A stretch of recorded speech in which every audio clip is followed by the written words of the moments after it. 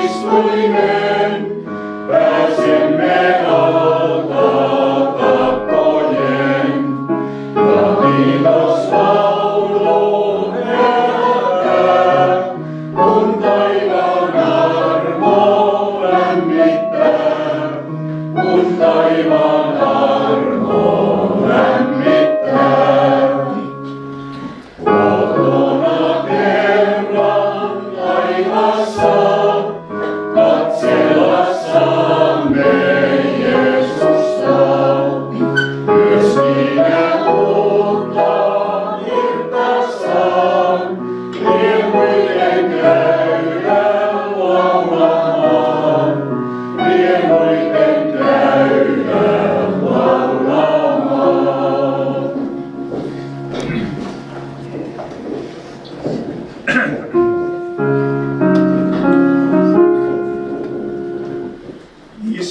ja Pojan ja Pyhän Hengen nimeen.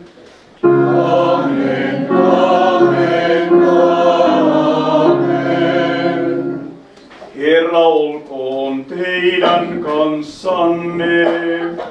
Myös sinun hengesi kanssa. Rakkaat kristityt, tänään olemme koolla täällä veden ääressä ja vihreyden keskellä. Vesi virvoittaa. Vihreys puhuu elämän puolesta. Se puhuu kasvusta.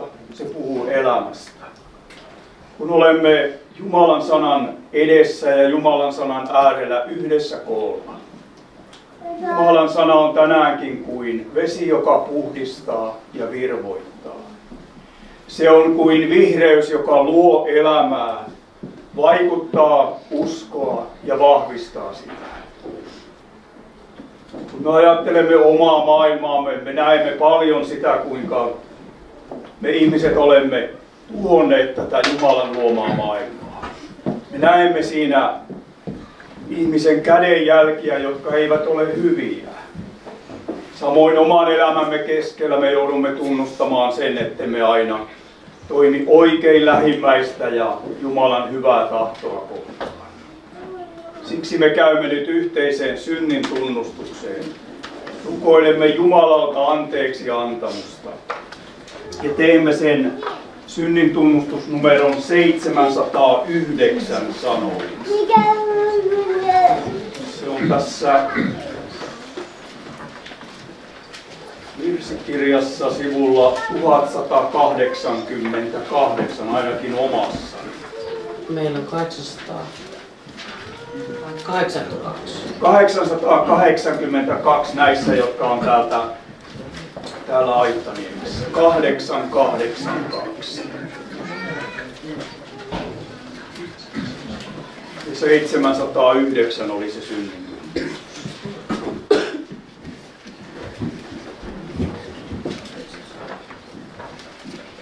Herra, joka näet kaiken ja jolta kukaan ei voi salata mitään. Sinä olet sanonut, ette tahdo syntisen kuolemaa, vaan odotat, että hän kääntyy ja saa elää. Katso minuun, armahda minua ja anna kaikki syntini anteeksi. Auta minua olemaan elävä jäsen seurakunnassasi. Olethan minut kalliisti lunastanut. Tahdon luottaa yksin sinun laupeuteesi ja olla siellä, missä julistetaan armon ja sovituksen sanaa. Näin sanoo Herra, älä pelkää, sillä minä olen sinut lunastanut, minä olen sinut nimeltä kutsunut, sinä olet minun. Vuoret väistykööt ja kukkulat horjukoot, mutta minun armoni ei sinusta väisty, eikä minun rauhanliittoni horju. Näin sanoo Herra sinun armahtajasi, ja tämän synnin päästön julistan sinulle, Isän ja Pojan ja Pyhän Hengen nimessä. Amen, amen, amen.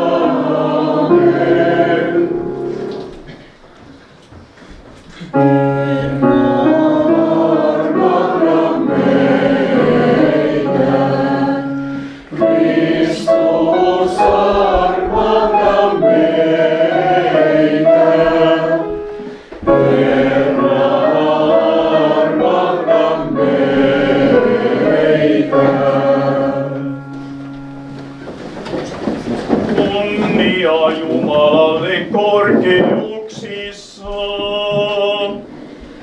Anna rauha ihmisille, joita hän rakastaa.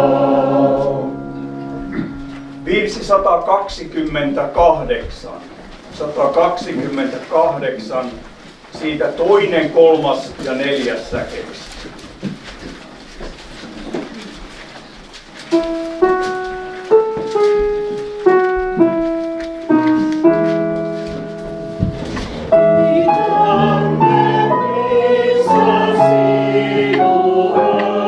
Amen.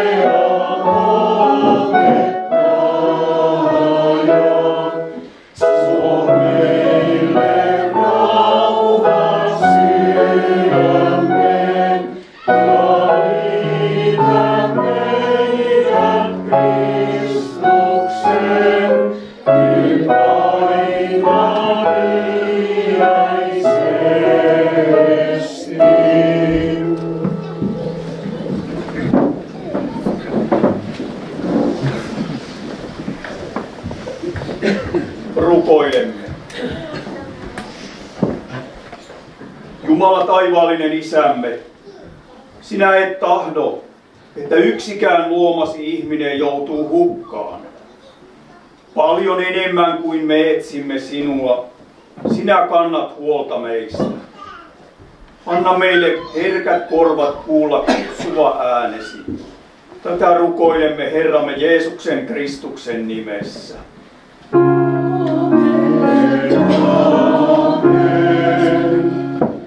Kuulkaamme Jumalan sanaa.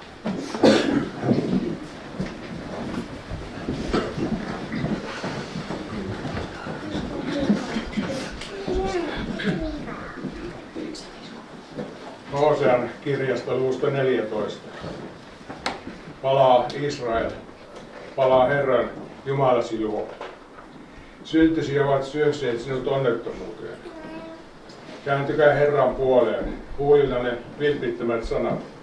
Sanokaa hänelle, anna kaikki meidän syntimme anteeksi, jota vastaan paras lahja. Me tuomme sinulle uhriksi rukouksemme, huultemme hedelmän. Assyria ei meitä auta, ratsuihin emme enää turvaudu. Emme sano enää omine kättemme töille Jumalamme. Vain sinusta, Herra, saa orpo osakseen rakkautta. Minä parannan teidät heidän uskottomuudestaan. Minä rakastan heitä omasta tahdostani. Vihani on väistynyt heistä pois. Minä virvoitan Israelin kuin aamukaste. Ja niin se kukoistaa kuin lilja. Se tunkee juurensa maahan kuin Libanonin seetri. Sen versot leviävät. Se kasvaa kauniiksi kuin olivipuu. Se tuoksuu kuin Libanon. Sen katveessa ihmiset saavat jälleen asua ja viljellä peltojaan. He kukoistavat kuin viiniköynnös, jonka viini on kuin Libanonin viini. Efraim, mitä hyötyä sinulle epäjumalastasi? Minä vastaan sinun pyyntöihisi. Pidän sinusta huolen. Minä olen ikivihreä sypressi, ja vain minä kannan sinulle hedelmää. Tämä on Jumalan sana. Jumalalle kiitos.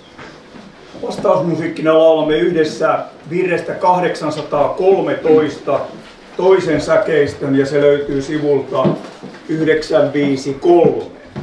Sivu 953. Ja siitä toinen säkeistö siitä 813.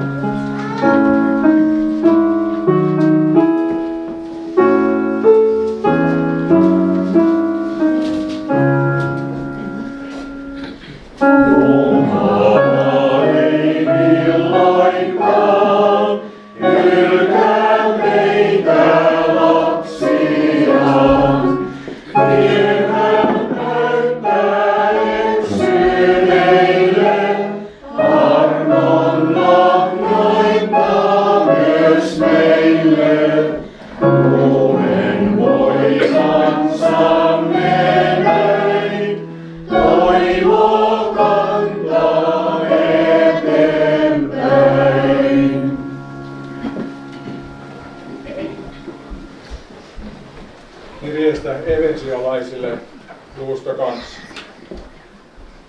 Jumala on tehnyt eläväksi teidät, jotka olitte kuolleet rikkomustenne ja syntienne tähden. Ennen te elitte niiden vallassa tämän maan menon mukaan. Totellen avaruuden henkivaltojen hallitsijaa, sitä henkeä, joka yhä vaikuttaa tottelemattomissa ihmisissä. Heidän joukossaan mekin kaikki ennen elimme, noudattaen oman luontomme haluja ja tehdä niin kuin ruumiimme ja mielemme tahtoja. Näin olimme luonnostamme vihanalaisia, niin kuin kaikki muutkin. Jumalan laupeus on kuitenkin niin runsas, ja hän rakasti meitä niin suuresti, että hän teki meidät rikkomustemme tähden kuolleet eläviksi Kristuksen kanssa. Armosta teidät on pelastettu. Jumala herätti meidät yhdessä Kristuksen Jeesuksen kanssa ja antoi meille paikan taivaassa osoittaakseen kaikille tuleville aikakausille, kuinka äärettömän runsas on hänen armonsa ja kuinka suuri hänen hyvyytensä, kun hän antoi meille Kristuksen Jeesuksen. Armosta Jumala on teidät pelastanut antamalla teille uskon. Pelastus ei ole lähtöisin teistä, vaan se on Jumalan lahja. Se ei perustu ihmisen tekoihin, jottei kukaan voisi ylpeillä. Mekin olemme Jumalan tekoja, luotuja Kristuksen Jeesuksen yhteyteen tottelemaan niitä hyviä tekoja, joita tekemään Jumala on meidät tarkoittanut. Tämä on Jumalan sana. Jumalalle kiitos. Päivän virsi on 270. 270. Ja siitä laulamme säkeistöt 3 ja 4 ja sitten 2 lopusta, eli 11 ja 12. 3 ja 4 ja 11 ja 12.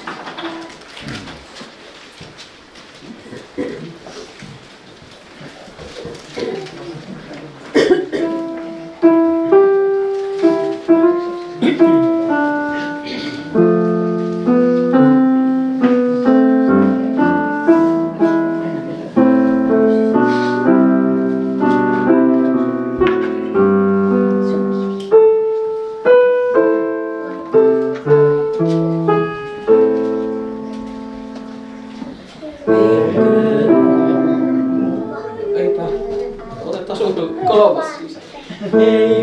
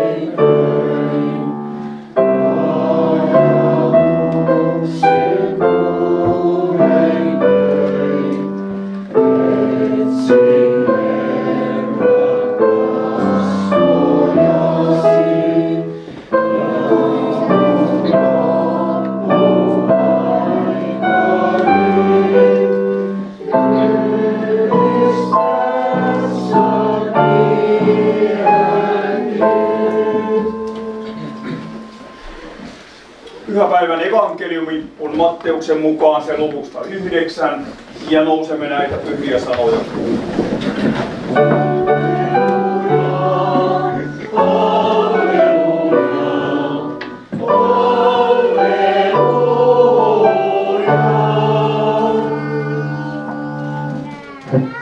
Kun Jeesus kaupungista lähtiessään kulki tulliaseman ohi, hän näki Matteus-nimisen miehen istuvan siellä.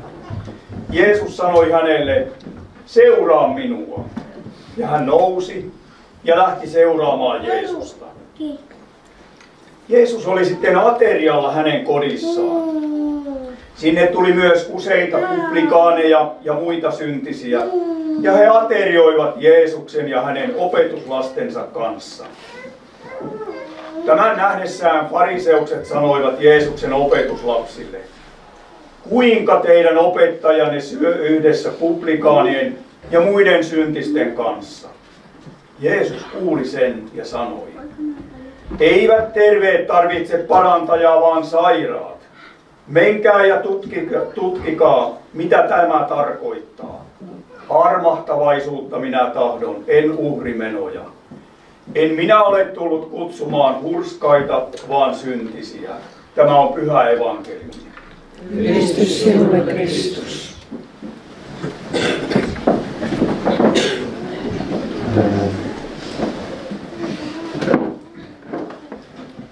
Jeesus käytti jälleen arkielämästä otettua tavattoman hienoa esimerkkiä. Se on sekä ymmärrettävä että osuva. Hän nimittäin sanoi, eivät terveet tarvitse parantajaa, vaan sairaat. Niinhän se on. Lääkärin mennään silloin, kun on jokin vaiva tai sairaus. Ei sinne silloin mennä, kun ollaan kaikin puolin terveitä. Paitsi, että tietysti on välillä osalla säännöllisiä terveystarkastuksia, mikä tietysti on hyvä asia. Lääkäriin menemme saadaksemme apua. Ja voi vain huokaista, että ja kuinka moni onkaan saanut apua.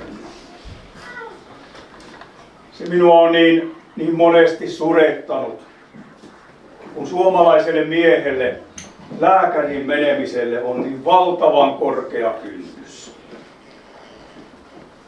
Toisinaan lähdetään lääkäriin vasta silloin, kun ei kerta kaikkiaan enää millään pärjää kotona. Ja joutuu sanoa, että toisinaan se siinä vaiheessa on sitten liian myöhäistä. Esimerkiksi syöpä saattaa olla niin levinnyt, ettei sille voi enää mitään tehdä. Vetoan, että hakeutukaa lääkäriin, kun tiedätte, että tässä ei ole nyt kysymys vain nuhasta tai jostakin pikkuasiasta, että vähän kolottaa, vaan nyt on jotakin outoa. Samanlainen kynnys ja ajattelu, että ei tässä nyt mihinkään lääkäriin lähdetä, on monesti myös uskon asioiden suhteen. Väitän, että moni tuntee tänä meidän aikanamme sisäistä tyhjyyttä. Kaikki pitäisi olla kunnossa, kun ajattelee elämän palasia ja asioita, mutta ei ole. Tietää sisimmässään, että jotakin puuttuu. Ja toiseksi on ihmisiä, jotka ovat sisäisesti rikki. Rikki, vaikka omaisuutta ja vaikutusvaltaa olisi vaikka muille jakaa. Siihen ei auta sen turruttaminen viihteellä, ei sen hukuttaminen johonkin tai vauhdin lisääminen. Ja moni sisäisesti rikki ihminen peittää sen toisilta ihmisiltä. Toiset näkevät vain ulkokuoren ja saattaa olla, että kaikki näyttää hyvältä. Nämä edellä olleet esimerkit ovat vain pari esimerkkiä siitä, että tunnistetaan, että apua, eli lääkettä kaivattaisiin, mutta usein asioiden vain annetaan olla ja aika menee eteenpäin. Ajatellaan, etteihän tässä nyt vielä mitään Jeesusta tarvita. eikä tämä nyt niin paha tilanne ole. Sitten vaan ajattelepa tämän päivän evankeliumin Matteusta. Jeesus näki Matteuksen. Tuo näkeminen ei ollut vain sitä, että hän huomasi, että jaha, siellä on tullivirkailija omalla paikallaan ja omassa tehtävässään. Jeesus näki hänet.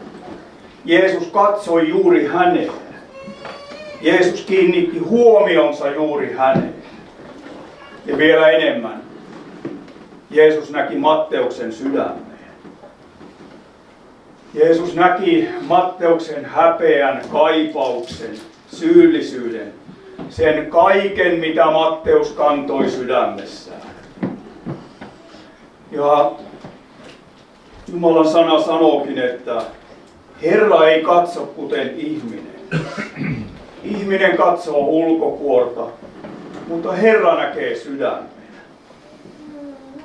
Jeesus näki ihmisen. Jeesus näki sydämen. Ja niin hän näkee tänäänkin.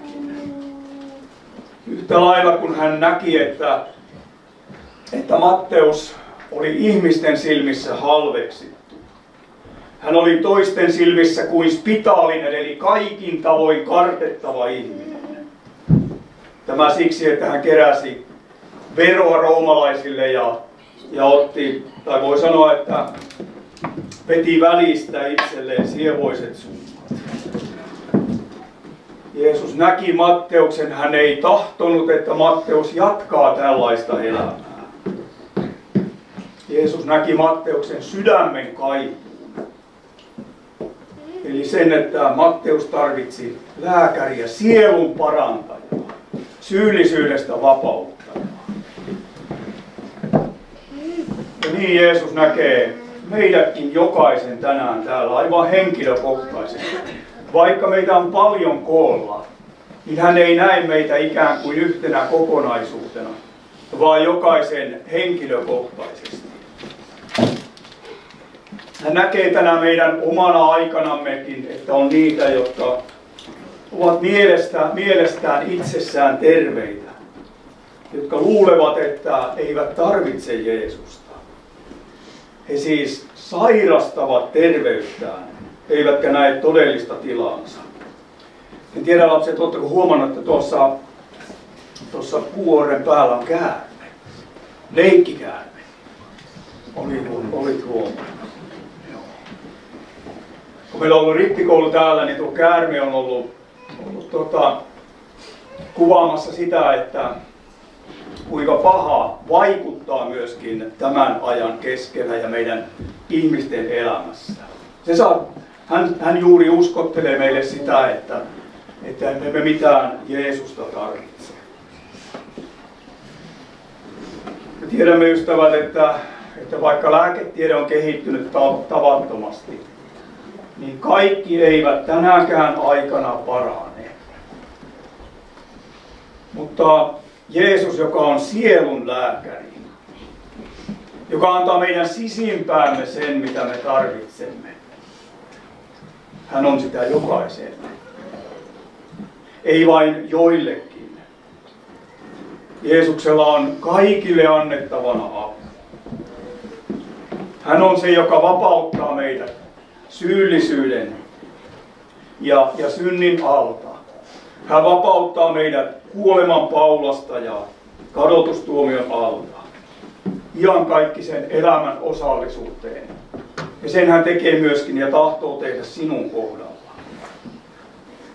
Matteukselle Jeesus sanoi tavattoman arkiset ja yksinkertaiset sanat. Seuraa minua. Ja mitä tapahtui? Matteus lähti seuraamaan Jeesusta. Hän sai jättää Jeesukselle häpeänsä, syyllisyytensä, katkeruutensa, kaiken. Ja näin hänelle avautui Jeesuksessa uusi elämä. Ei suinkaan vaikeuksista vapaa, mutta elämä, jossa oli osallinen joka päivä anteeksi antamuksesta. Ja hän oli siinä seurassa Jeesuksen omana, jossa sai kulkea kohti taivasta. Jeesus kutsui Matteuksen Ja hän kutsuu sinua ja minua seuraajakseen. Ei yleisöksi, ei kannattajaksi. Nythän on jalkapallofaneille tavattoman paljon katsottavaa, kun EM-kisat on alkaneet ja lähetyksiä tulee kyllä enempikö ylliinkin. Siinähän on se selvä kuvio, että katsojat seuraavat, mitä siellä kentällä tapahtuu. On aivan erikseen katsojat ja sitten kentällä olevat pelaajat. Mutta Jeesuksen seuraamisessa ei ole tästä kysymys. Emme ikään kuin ulkopuolelta seuraa, mitä tapahtuu, vaan me todellisesti henkilökohtaisesti otamme vastaan häneltä anteeksi antamusta ja otamme vastaan häneltä myöskin elämän ohjeita. Ja sitten tiedätte, että jalkapallossa tämmöinen fanikulttuuri, eli että on tietyn joukkueen seuran tai sitten myöskin maan kannattajia. Jeesus ei kaipaa faneja, vaan seuraajia. Ja tänäänkin, kun me olemme tässä yhteisessä Jumalan palveluksessa, ei tässä ole erikseen niin, että pappi ja kanttori toimittaa tämän Jumalan palveluksen, vaan me kaikki osallistumme siihen. Myöskin te, jotka olette netin äärellä katsomassa tätä Jumalan palvelusta ja sitä kautta osallisia tästä Jumalan palveluksesta. Kuunteleminen, se on osallistumista Jumalan palvelukseen. Ja Jeesuksen seuraaminen on tänään sitä, että me otamme vastaan häneltä sitä uskon vahvistusta, anteeksi antamusta, mitä hän meille antaa, jotta arjen keskellä seuraamme sitten häntä siellä elämän kipujen ja ilojen keskellä. Niin. Tässäkin Jumalan palveluksessa ykkösjuttu on se, että Jumala puhuu meille sanansa kautta. Jumala lahjoittaa ja antaa. Ja siitä nousee se, että kohta me tunnustamme yhteisen kristillisen uskon. Eli me tunnustamme, että Jumala, sinä olet meidän luojamme, pelastajamme ja myöskin se, joka yhä uudelleen avaa meille Jeesuksen merkitystä. Niin. Jeesus on persoona, joka kutsuu meitä seuraansa ja pelastuksen yhteyteen. Hän on tie, totuus ja elämä. Ja tänään hän kutsuu sinua ja minua luokseen. Äläkä nyt vain ajattele niin, että minun on ensin elämästäni jätettävä se ja se pahe, ja sitten voi tulla Jeesuksen. Eikä lääkärin menemisessäkään ajatella, että en minä nyt vielä voi mennä lääkäriin, että minun täytyy olla pikkusen paremmassa voinnissa. Sellaisena kuin olemme, saamme tänään tulla Jeesuksen luo ja hänen ristiverensä tähden uskoa kaikki synnit anteeksi. Eilen olimme saattamassa Anders Glemolaa. Hänessä yksi esimerkillinen piirre oli se, että hän herkästi kysyi sitä, että eihän meidän välillämme ole mitään, onhan kaikki kunnossa. Hän on esimerkki meille siitä, että myös me huolehdimme Jumalasuhteessamme siitä, että onhan Jeesus meille kaikki kunnossa. Eli huolehdimme, että saamme Jumalan sanan ravintoa ja ehtoisesti. Samalla myöskin kysymme läheisiltämme, että onhan meillä kaikki kunnossa. Onhan meillä kaikki kunnossa. Ja myös kuuntelemme sen, mitä toinen sanoo. Niin. Jos sinulla ja Jeesuksella on kaikki kunnossa, eli olet uskonut Jeesuksen ristinveren tähden kaikki synnit anteeksi. Seuraa häntä. Hän pitää sinusta varmasti huolta kaikissa vaiheissasi. Ja kun tuossa päivän evankeliumissa puhuttiin ateriasta, niin Jeesus kutsuu sinua ensi sunnuntaina aterialle. Vetelin kirkkoon. Silloin hän antaa ehtoollisessa, joka on ateria, itsensä sinulle ja uskon vahvistukseksi. Aamen. Nousemme tunnustamaan pyhän yhteisen kristillisen.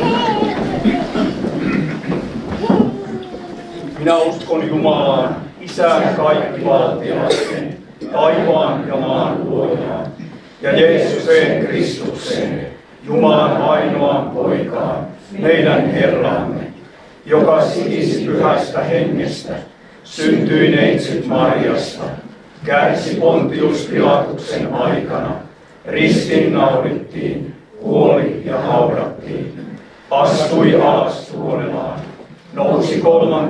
päivänä kuolleista, astui ylös taivaisiin, istui Jumalan, Isän kaikkivaltiaan oikealla puolella, ja on sieltä tuleva tuomitsemaan eläviä ja kuolleita, ja pyhään henkeen, pyhän yhteisen seurakunnan, pyhän yhteyden, syntien anteeksi antamisen, ruumiin ylösnousemisen ja iankaikkisen elämän.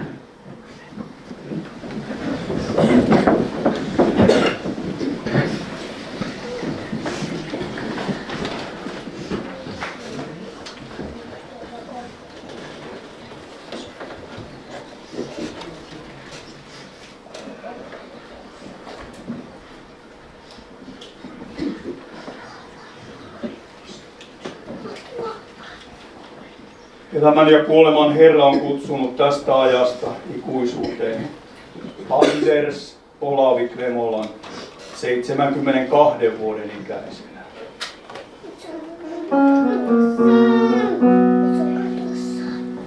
Ota hänet vastaan, meillä on niin ikävää. Ota hänet vastaan.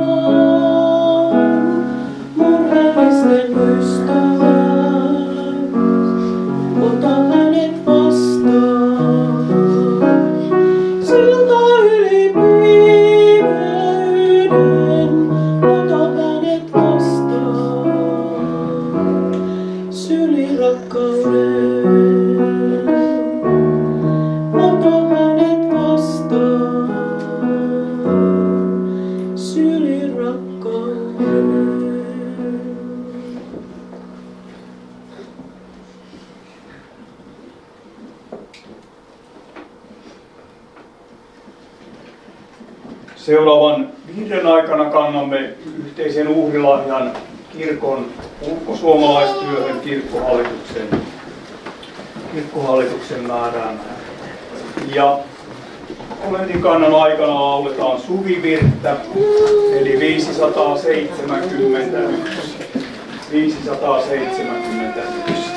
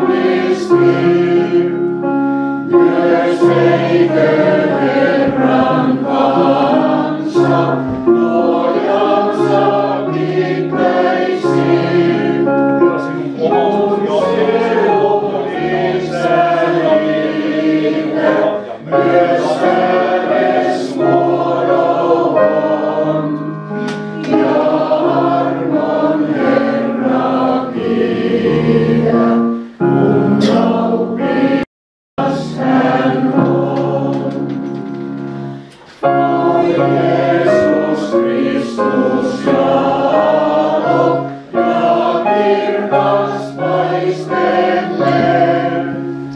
Sä sydäntemme valo, aina sun luonamme. Sun rakkautes liekki sytytä rintamme.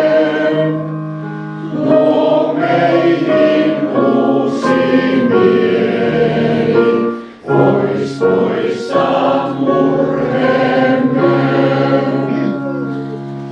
Ei vertaistasi sulle, sä hiljas Aaronin.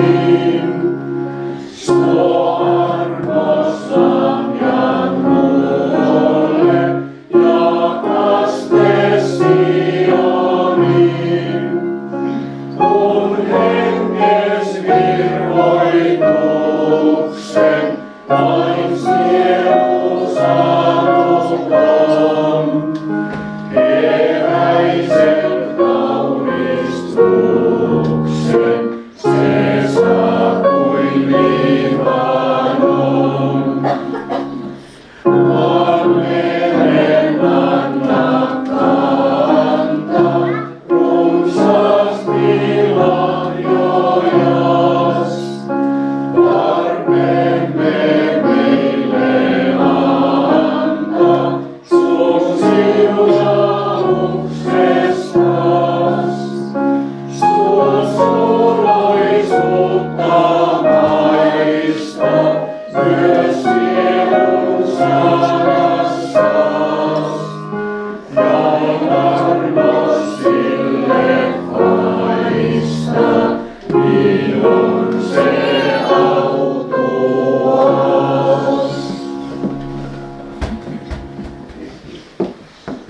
Rukoilemme yhteisten asioiden puolesta.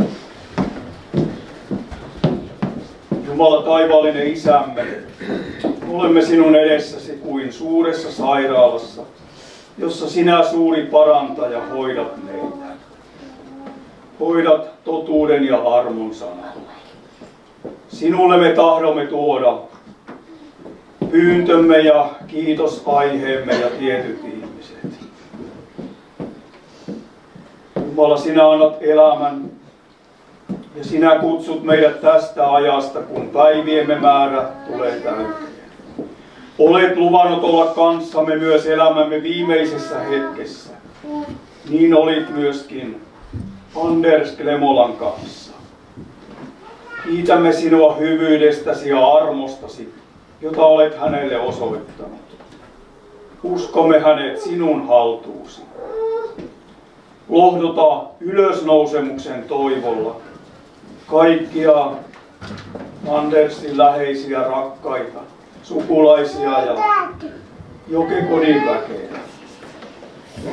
Johdata meitä kaikkia elämään uskossa Jeesukseen ja kulkemaan kohti taivaan kotia. Me kiitämme sinua kesän kauneudesta. Rukoilemme maan kasvulle suotuisia säitä. Rukoilemme sitä, että ne, joilla on vielä töitä, saisivat kuhunkin päivään sinun voimasi, ja jotka ovat lomalla, saisivat virkistyä. Kiitämme taivaallinen Isä sinua siitä, että lapsilla on kesäloma. Kiitos lapsista ja nuorista tänäänkin keskuudessamme. Siunaa lapsia ja nuoria, anna heille elämään turvallisia aikuisia, rajoja ja rakkautta. Kiitos, että tänäkin vuonna täällä Aittaniemessä on saatu kokoontua rippileirille ja toinen on juhannuksen jälkeen edessä. Siunaa edessä oleva rippileiri ja huomenna alkava lastenleiri. Puhepiispamme Jukka Keskitalo, sinun sanasi totuudella ja armolla. Vahvista nimikkolähettäjämme Katri Linnasaloa Sakari Heinosta ja Ville Melasta evankeliumin työssä. Jumala taivaallinen Isä, niin kuin kylvetty siemen pitää maassa. Rukoilemme sitä, että kylvetty sana saisi itää, synnyttää ja vahvistaa uskoa, niin omassa maassamme kuin kaikkialla maailmassa. Jumala taivaallinen Isämme, tuomme sinun eteesi ne, jotka sairastavat tai joiden läheinen sairastaa. Tee parantaja omaa hyvää työtäsi ja kiitos, että niin moni on saanut avun. Ole lähellä kärsiviä, kuolevia ja yksinäisiä. Suljemme isälliseen huolenpitoosi heidät. Me pyydämme, anna voimia uupuneille. Paranna laupeudellasi hyötyjen haavoja. Ja anna armosi niille, jotka katuvat vääriä ratkaisuja. Auta meitä jokaista nostamaan katseemme omasta sydämestämme sinuun. Ja luottamaan, että niin kuin tämän päivän olemme sinulta saaneet, sinä pidät meistä huolta tässä ajassa ja vahvista uskossa. Tätä kaikkea me rukoilemme Herramme Jeesuksen Kristuksen nimessä. Amen. Rukoilemme kaikki yhdessä niin kuin Jeesus on meitä opettanut. Isä meidän, joka olet taivaissa, pyhitetty olkoon sinun nimesi, tulkoon sinun valtakuntasi, tapahtukoon sinun tahtosi, myös maan päällä, niin kuin taivaassa. Anna meille tänä päivänä meidän jokapäiväinen leipämme, ja anna meille meidän syntimme anteeksi, niin kuin mekin anteeksi annamme niille, jotka ovat meitä vastaan rikkoneet. Äläkä saata meitä kiusaukseen, vaan päästä meidät pahasta. Sillä sinun on valtakunta ja voima ja kunnia iankaikkisesti. Aamen.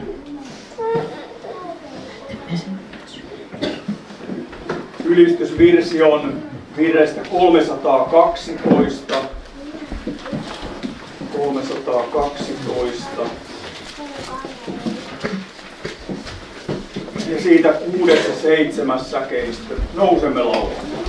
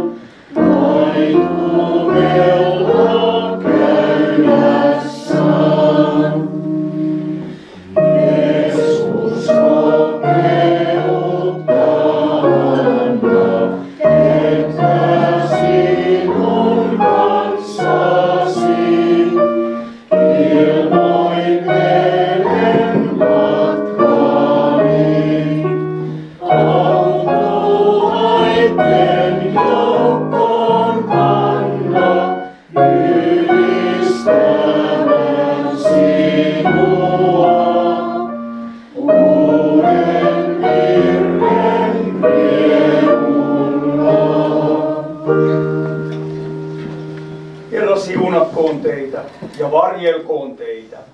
Herra kirkastakoon kasvonsa teille ja olkoon teille armollinen. Herra kääntäköön kasvonsa teidän puoleenne ja antakoon teille rauhan. Isän ja Pojan ja Pyhän Hengen nimeen. Amen, amen, amen.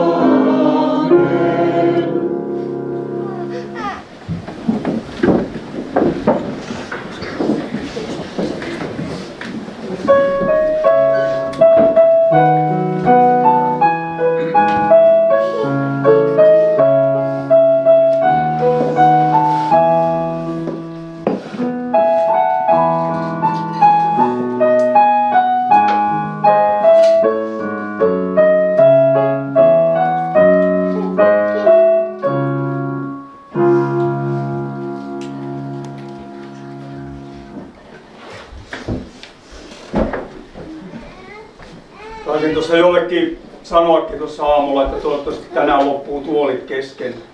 Ei ne ihan loppunut, mutta kyllä ne varmaan lähes kaikki on käytössä. Lämmin kiitos. Kiitos kaikille kun tulitte ja nyt kun on kahvit, niin toivottavasti kenellään ei ole kiirettä, emme ihan saa kaikille sillä samalla minuutilla. Muutama asia alkavasta viikosta. Ensimmäinen kesäilähartaus on Tapulissa. Se on keskiviikkona kello 18. Minna Kanttorin kanssa olemme siellä ja sitten Juhana Pulli, joka Kankaan suvun vävyjä, niin pitää siinä hartaudessa sitten hartauspuheen. Ja lauantai on juhannuspäivä. Silloin on kello 10 Jumalan palveluskirkossa. Ja sunnuntaina on sitten messu, eli silloin saamme olla aterialla Jeesuksen kanssa. Se on kello 10. Ja edelleen ensi sunnuntaina on kello 18 juhannusjuhla Kirkonkylän rukoushuoneella. Ja tulossa olevista lauantaina 6.7. on perinteiset Vetelin markkinat ja silloin on kirkon esittely kello 10, 11 ja 12. Ja sunnuntaina 7.7. on sitten kansanlaulukirkko. Lähtekää siunattuina ja palvelkaa Herraa iloinen.